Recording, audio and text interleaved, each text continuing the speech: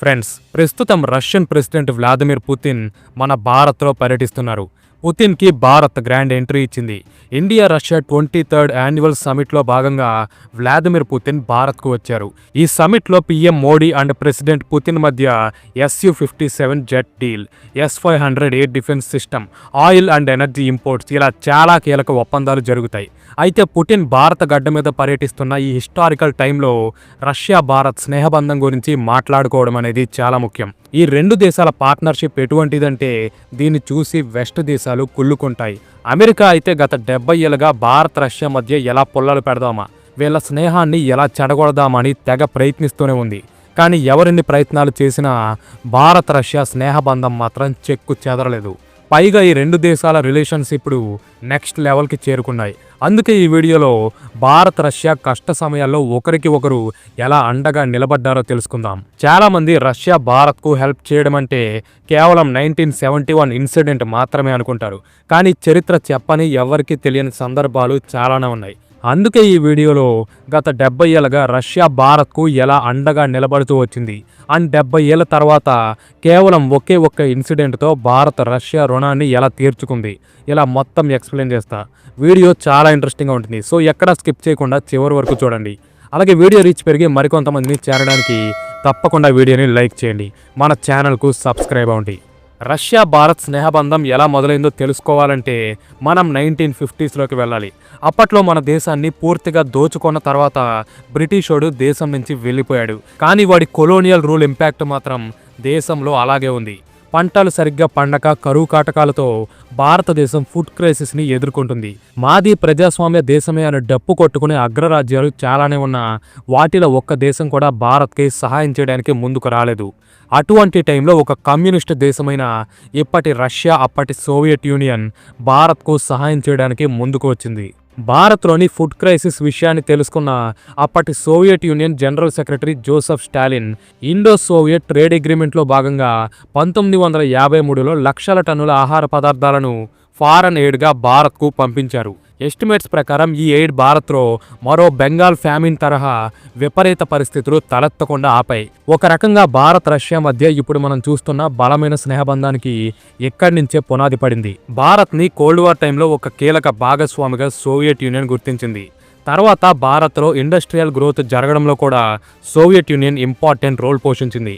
1955లో Bhilai steel plant నిర్మాణం మరియు 1964లో Bokaro steel ప్లాంట్ని భారత్ రష్యా సహకారంతోనే నిర్మించింది. ఈ స్టీల్ ప్లాంట్స్ తర్వాత కొన్ని దశాబ్దాల పాటు ఇండియన్ ఇండస్ట్రియల్ సెక్టార్కి బ్యాక్ బోన్గా నిలిచాయి. తర్వాత 1960sలో భారత్కు పాకిస్తాన్తో పోరాటానికి యుద్ధ విమానాలు అవసరమైనప్పుడు మరోసారి ఏ వెస్ట్ దేశం కూడా ఇండియాకు ఫైటర్ జెట్స్ని ఇవ్వలేదు. కానీ సోవియట్ యూనియన్ మాత్రం భారత్కు తన దగ్గరున్న MiG-21 అనే మోస్ట్ అడ్వాన్స్డ్ ఫైటర్ జెట్ని ఇవ్వడంతో పాటు ఆ జెట్ యొక్క ఫుల్ టెక్నాలజీని కూడా ట్రాన్స్ఫర్ చేసింది. తర్వాత హిందుస్థాన్ ఏరోనాటిక్స్ వందల MiG-21 జెట్స్ని భారత్లోనే తయారు చేసి వాటిని ఇండియన్ ఎయిర్ ఫోర్స్కే వెన్నుముక లాంటి యుద్ధ విమానంగా మార్చింది. భారత్ 1965, 1971, 1999 కార్గిల్ యుద్ధాలలో విజయం సాధించడంలో ఈ MiG-21 జెట్స్ కీలక పాత్ర పోషించాయి. అంతెందుకు 2019లో ఇదే MiG-21తో వింగ్ కమాండర్ అభినందన్ గారు పాకిస్తాన్కు చెందిన F-16 అనే అత్యాధునిక ఫైటర్ జెట్ని డాగ్ ఫైట్లో పడగొట్టారు. 62 సంవత్సరాల సుదీర్ఘ సర్వీస్ తర్వాత ఈ MiG-21 విమానాలు ఇప్పుడు ఇండియన్ ఎయిర్ ఫోర్స్ నుంచి రిటైర్ అయి విశ్రాంతి తీసుకుంటున్నాయి. వీటితో పాటు యునైటెడ్ నేషన్స్లో పలుమార్లు అమెరికా, బ్రిటన్ లాంటి దేశాలు మన కాశ్మీర్ ఇష్యూ మీద యాంటీ ఇండియా రెజల్యూషన్స్ని తీసుకురావడానికి ప్రయత్నించినప్పుడు రష్యా వాటిని వీటో చేసి ఆ రెజల్యూషన్స్ని పాస్ కాకుండా అడ్డుకుంది. వీటికి బెస్ట్ ఎగ్జాంపుల్స్ 1957లో ఒకసారి, 1962లో ఒకసారి మరియు 1971లో మరోసారి రష్యా తన వీటో పవర్ని ఉపయోగించి భారత్కు హెల్ప్ చేసింది. అండ్ 1971 ఇయర్ని మన భారతీయులు అసలు మర్చిపోగలరా?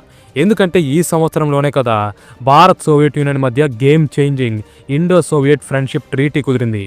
ఇదే సంవత్సరంలోనే కదా భారత్ పాకిస్తాన్ని యుద్ధంలో చిత్తుగా ఓడించి బంగ్లాదేశ్కు స్వతంత్రం తీసుకొస్తుంటే పాకిస్తాన్ అడుక్కుందని అమెరికా దాని 7th ఫ్లీట్ని భారత్ మీద దాడి చేయమని పంపించింది. అప్పట్లో అమెరికా అగ్రరాజ్యం అన్న బలుపు మీద ఉండేది. ఆ బలుపు ఇప్పటికీ ఉందనుకోండి. అయితే అమెరికన్ షిప్స్ బే ఆఫ్ బెంగాల్లోకి అడుగు పెట్టేలోపే సోవియట్ తన అణ్వాయుధాలు నిండిన న్యూక్లియర్ సబ్మెరైన్స్ని భారత్ చుట్టూ ఒక అడ్డుగోడలాగా, ఒక రక్షణ వలయంగా పెట్టి భారత్ను కాపు కాసింది. అణ్వాయుధాలు నిండి ఉన్న సోవియట్ సబ్మెరైన్స్ని చూసి అమెరికా నౌకలు అటు నుంచి అటే పారిపోయాయి. తర్వాత భారత్ యుద్ధంలో పాకిస్తాన్ని మట్టి కరిపించడం, బంగ్లాదేశ్ బంగ్లాదేశ్కి స్వాతంత్రం తీసుకురావడం అన్నీ చకచకా జరిగిపోయాయి. అయితే భారత్ రష్యా స్నేహబంధం ఇక్కడితోనే ఆగిపోలేదు. తర్వాత ఎన్నో సందర్భాలలో రష్యా భారత్కు ఉపయోగపడింది. 1975లో భారత్ తయారు చేసిన మొట్టమొదటి శాటిలైట్ ఆర్యభట్టను సోవియట్ అంతరిక్షంలోకి లాంచ్ చేసింది. ఇస్రో ఇప్పుడు మనం చూస్తున్న ఒక గ్లోబల్ స్పేస్ ఏజెన్సీగా మారిందంటే ఒక రకంగా దానికి మూలాలు ఇక్కడి నుంచే మొదలయ్యాయి. తర్వాత 1984లో రాకేష్ శర్మ గారిని అంతరిక్షంలోకి తీసుకువెళ్లడం. మీ అందరికీ తెలిసే ఉంటుంది, రాకేష్ శర్మ గారు అంతరిక్షంలో అడుగుపెట్టిన తొలి భారతీయ పౌరుడు. ఈయన 1984లో సోయూజ్ T-11 అనే సోవియట్ స్పేస్ క్రాఫ్ట్లో స్పేస్లోకి వెళ్లారు. అప్పటి ప్రధాని ఇందిరాగాంధీ గారు అంతరిక్షం నుంచి భారతదేశం ఎలా కనిపిస్తుందని అడిగితే దానికి రాకేష్ శర్మ గారు సారే జహాసే అచ్చా అని రిప్లై ఇచ్చారంట. తర్వాత 1980స్లో భారత్ క్రయోజెనిక్ ఇంజిన్స్ని తయారు చేయడంలో రష్యా సీక్రెట్గా హెల్ప్ చేయడం. 1988లో INS చక్ర భారతదేశపు మొట్టమొదటి న్యూక్లియర్ సబ్మెరైన్ని లీజ్కి ఇవ్వడం. 1996లో ఇప్పుడు మన ఇండియన్ ఎయిర్ ఫోర్స్కి బ్యాక్ బోన్గా మారిన సుఖోయ్ 30 జెట్స్ టెక్నాలజీని ట్రాన్స్ఫర్ చేయడం. 2001లో బ్రహ్మోస్ మిసైల్ జాయింట్ డెవలప్మెంట్. 2004లో Bharat Russia civil nuclear deal. 2005లో కుడంకులం న్యూక్లియర్ ప్లాంట్ నిర్మాణం. 2012లో మరో న్యూక్లియర్ సబ్మెరైన్ అయిన INS చక్ర టోనీ లీజ్కి ఇవ్వడం. 2016లో S-400 air defence system, AK-203 rifles. ఇలా గత 70 ఏళ్ళుగా రష్యా భారత్కు సహాయం చేస్తూ అండగా నిలబడిన సందర్భాలు చాలానే ఉన్నాయి. మీ అందరికీ సింపుల్గా అర్థం అవ్వడం కోసం వాటిలోని కొన్ని ఇంపార్టెంట్ టాపిక్స్ గురించి మాత్రమే ఇక్కడ ఎక్స్ప్లెయిన్ చేశాను. అయితే గత 70 ఏళ్ళుగా రష్యా మాత్రమే భారత్కు హెల్ప్ చేసిందా?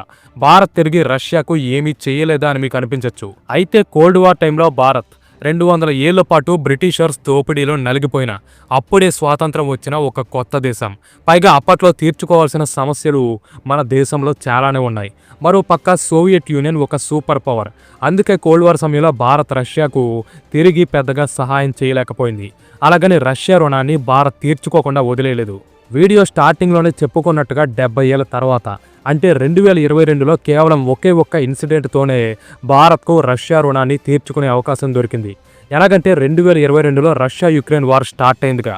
అప్పుడు వెస్ట్ దేశాలన్నీ కలిసి రష్యాని ఆర్థికంగా బలహీనపరచాలని ప్లాన్ చేశాయి. రష్యా నుంచి క్రూడ్ ఆయిల్ ఇంపోర్ట్స్ని బ్యాన్ చేసి రష్యా ఎకానమీని కుప్పకూల్చాలనుకున్నాయి. అనుకున్నంత పని అమెరికా వెస్ట్ దేశాలు చేశాయి.